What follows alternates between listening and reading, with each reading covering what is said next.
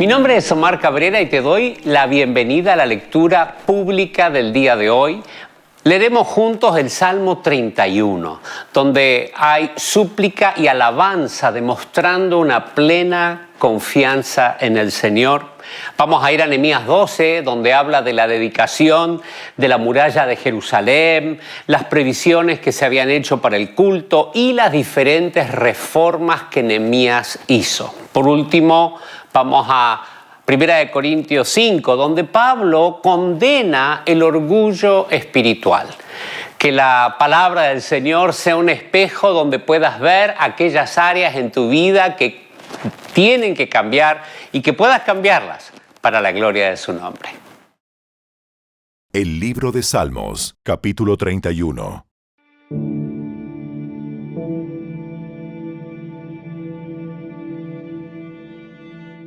Oh Señor, a ti acudo en busca de protección. No dejes que me avergüencen. Sálvame, porque tú haces lo correcto. Inclina tu oído para escucharme. Rescátame pronto. Sé mi roca de protección, una fortaleza donde estaré a salvo. Tú eres mi roca y mi fortaleza. Por el honor de tu nombre, sácame de este peligro. Rescátame de la trampa que me tendieron mis enemigos, porque solo en ti encuentro protección. Encomiendo mi espíritu en tu mano. Rescátame, Señor, porque tú eres un Dios fiel. Detesto a los que rinden culto a ídolos inútiles. Yo confío en el Señor. Me gozaré y me alegraré en tu amor inagotable, porque has visto mis dificultades y te preocupas por la angustia de mi alma. No me entregaste a mis enemigos, sino que me pusiste en un lugar seguro. Ten misericordia de mí, Señor, porque estoy angustiado. Las lágrimas me nublan la vista, mi cuerpo y mi alma se marchitan. Estoy muriendo de dolor. Se me acortan los años por la tristeza. El pecado me dejó sin fuerzas. Me estoy consumiendo por dentro. Todos mis enemigos me desprecian y mis vecinos me rechazan. Ni mis amigos se atreven a acercarse a mí. Cuando me ven por la calle, salen corriendo para el otro lado. Me han olvidado como si estuviera muerto, como si fuera una vasija rota. He oído cantidad de rumores sobre mí y el terror me rodea. Mis enemigos conspiran en mi contra, hacen planes para quitarme la vida. Pero yo confío en ti, oh Señor. Digo, tú eres mi Dios. Mi futuro está en tus manos. Rescátame de los que me persiguen sin tregua. Que tu favor brille sobre tu siervo. Por causa de tu amor inagotable, rescátame. No permitas que me avergüencen, oh Señor, pues a ti clamo por ayuda. Que los malvados pasen vergüenza, que queden callados en la tumba. Silencia sus labios mentirosos, esos labios orgullosos y arrogantes que acusan al justo. Qué grande es la bondad que has reservado para los que te temen. La derramas en abundancia sobre los que acuden a ti en busca de protección y los bendices ante la mirada del mundo. Los escondes en el refugio de tu presencia, a salvo de los que conspiran contra ellos. Los proteges en tu presencia, los alejas de las lenguas acusadoras. Alaben al Señor, porque me ha mostrado las maravillas de su amor inagotable. Me mantuvo a salvo cuando atacaban mi ciudad. Lleno de pánico clamé. Me han separado del Señor. Pero tú oíste que supliqué misericordia y respondiste a mi pedido de auxilio. Amen al Señor todos los justos, pues el Señor protege a los que le son leales, pero castiga severamente a los arrogantes. Así que sean fuertes y valientes, ustedes, los que ponen su esperanza en el Señor.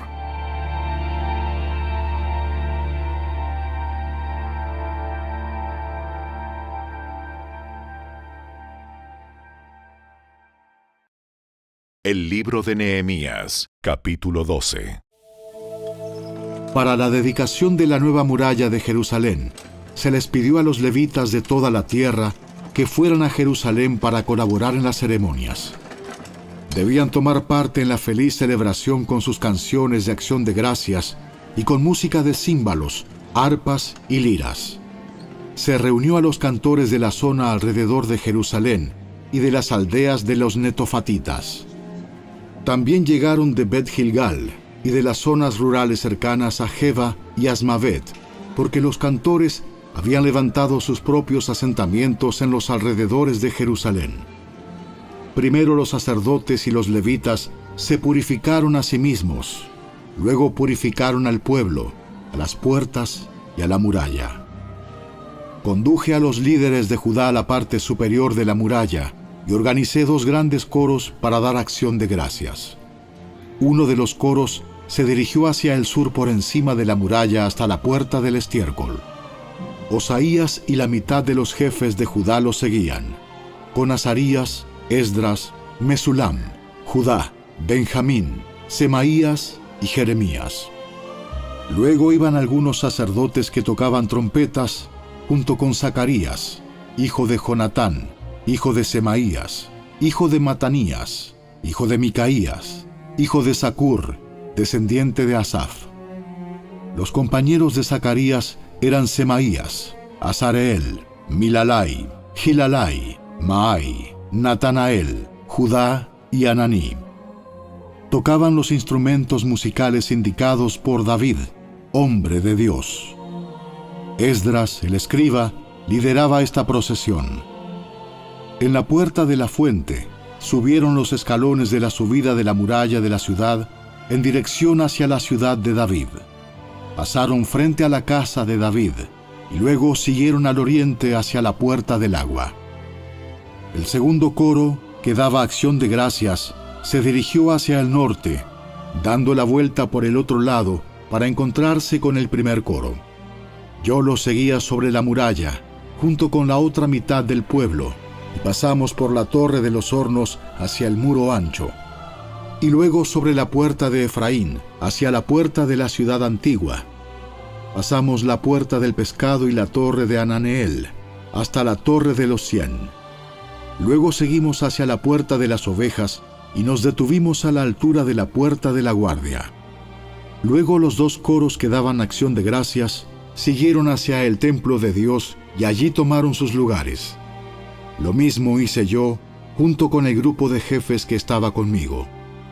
Íbamos con los sacerdotes que tocaban las trompetas: Eliasim, Maaseías, Miniamín, Micaías, Elioenai, Zacarías y Ananías, y con los cantores: Maaseías, Semaías, Eleazar, Uzi, Joanán, Malquías, Elam y Eser. Tocaban y cantaban a toda voz bajo la dirección de Israías, el director del coro. Se ofrecieron muchos sacrificios durante aquel día de gozo, porque Dios había dado al pueblo razón de alegrarse. También las mujeres y los niños participaron en la celebración, y la alegría del pueblo de Jerusalén podía oírse a gran distancia. Ese día se designaron hombres para que se encargaran de los depósitos para las ofrendas, la primera parte de la cosecha y los diezmos. Eran responsables de recolectar de los campos fuera de las ciudades las porciones especificadas por la ley para los sacerdotes y los levitas, pues todo el pueblo de Judá se complacía en los sacerdotes y los levitas y en el trabajo que prestaban. Ellos, junto con los cantores y los porteros, llevaban a cabo el servicio para su Dios y el servicio de purificación, como lo habían ordenado David y su hijo Salomón. La costumbre de tener directores para dirigir los coros al entonar himnos de alabanza y de acción de gracias a Dios comenzó mucho tiempo antes, en los días de David y Asaf. De modo que ahora, en los días de Zorobabel y de Nehemías, todo Israel llevaba una provisión diaria de comida para los cantores, los porteros y los levitas. Los levitas, a su vez, daban a los sacerdotes, los descendientes de Aarón, parte de lo que ellos recibían.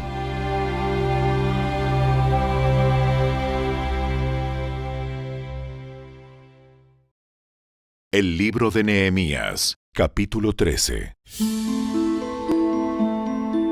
Ese mismo día, mientras se leía al pueblo el libro de Moisés, se encontró el pasaje que dice que jamás se debe admitir a un amonita o a un moabita en la asamblea de Dios, porque ellos se habían negado a darles comida y agua a los israelitas en el desierto. Por el contrario, contrataron a Balaam para que los maldijera, aunque nuestro Dios convirtió la maldición en bendición. Cuando se leyó este pasaje de la ley, inmediatamente se excluyó de la asamblea a todos los que tenían ascendencia extranjera. Antes de esto, el sacerdote Eliasib, quien había sido designado para supervisar los depósitos del templo de nuestro Dios, y quien también era pariente de Tobías, había rediseñado un gran depósito y lo había puesto a disposición de Tobías. Anteriormente usaban el cuarto para almacenar ofrendas de grano, incienso, diversos utensilios para el templo, diezmos de granos, de vino nuevo, de aceite de oliva, destinados a los levitas, a los cantores y a los porteros, y también las ofrendas para los sacerdotes. En esa época yo no estaba en Jerusalén, porque había ido a presentarme ante Artajerjes, rey de Babilonia, en el año 32 de su reinado, aunque más tarde le pedí permiso para regresar. Cuando regresé a Jerusalén, me enteré del acto perverso de Eliasib de proporcionarle a Tobías una habitación en los atrios del templo de Dios. Me disgusté mucho y saqué del cuarto todas las pertenencias de Tobías. Luego exigí que purificaran las habitaciones y volví a colocar los utensilios para el templo de Dios, las ofrendas de grano y el incienso. También descubrí que no se les había entregado a los levitas las porciones de comida que les correspondían, de manera que todos ellos y los cantores que debían dirigir los servicios de adoración habían regresado a trabajar en los campos. Inmediatamente enfrenté a los dirigentes y les pregunté: ¿por qué ha sido descuidado el templo de Dios? Luego pedí a todos los levitas que regresaran y los reintegré para que cumplieran con sus obligaciones.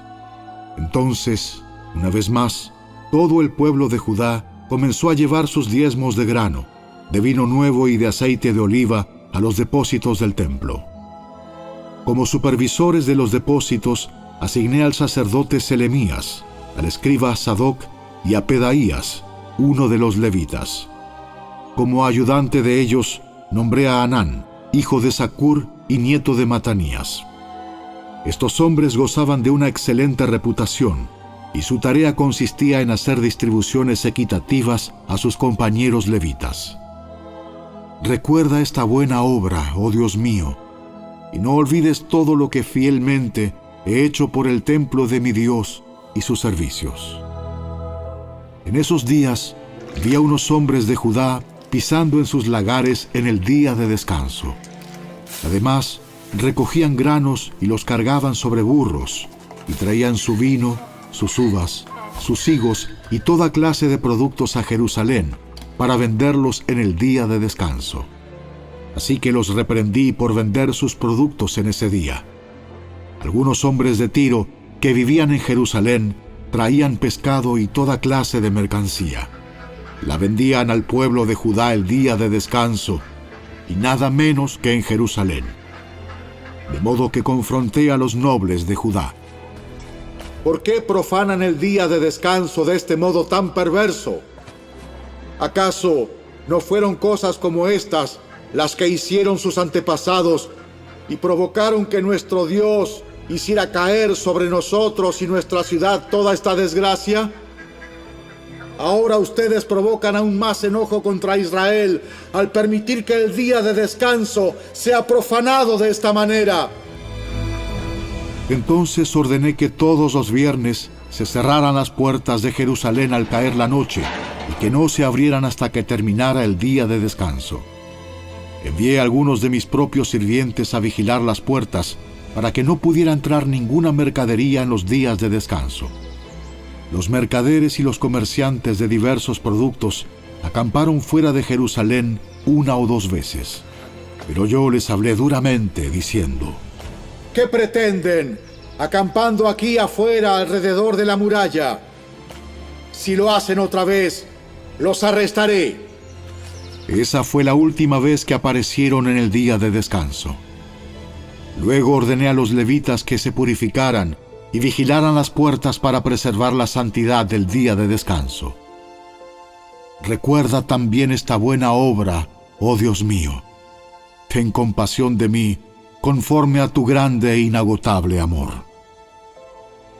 Por el mismo tiempo, me di cuenta de que algunos de los hombres de Judá se habían casado con mujeres de Asdod, Amón y Moab.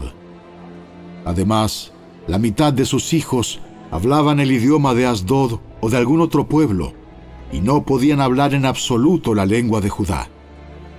De modo que confronté a los hombres y pedí que cayeran maldiciones sobre ellos. Golpeé a algunos y les arranqué el cabello.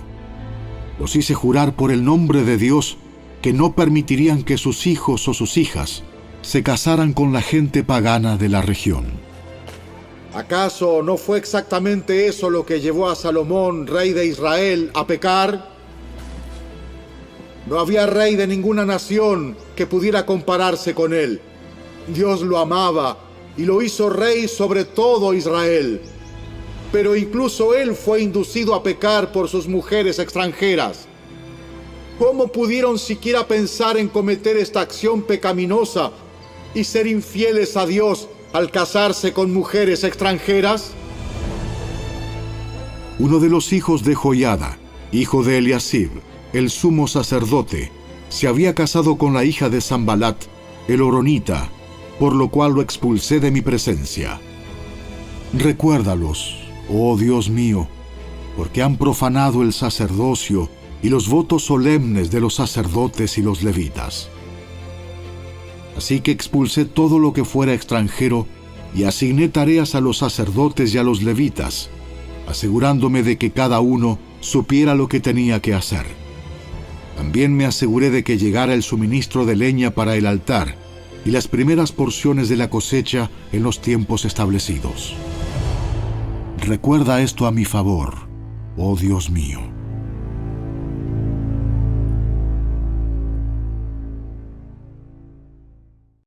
La primera carta de Pablo a los Corintios, capítulo 5.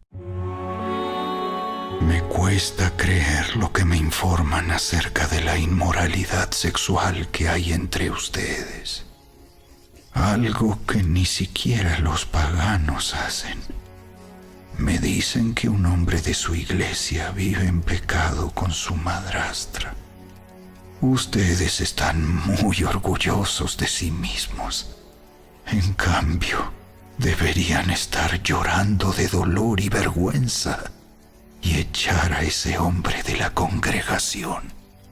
Aunque no estoy con ustedes en persona, sí lo estoy en el espíritu. Y como si estuviera ahí, ya emití mi juicio sobre ese hombre. En el nombre del Señor Jesús, ustedes deben convocar a una reunión de la iglesia. Yo estaré presente en espíritu, igual que el poder de nuestro Señor Jesús.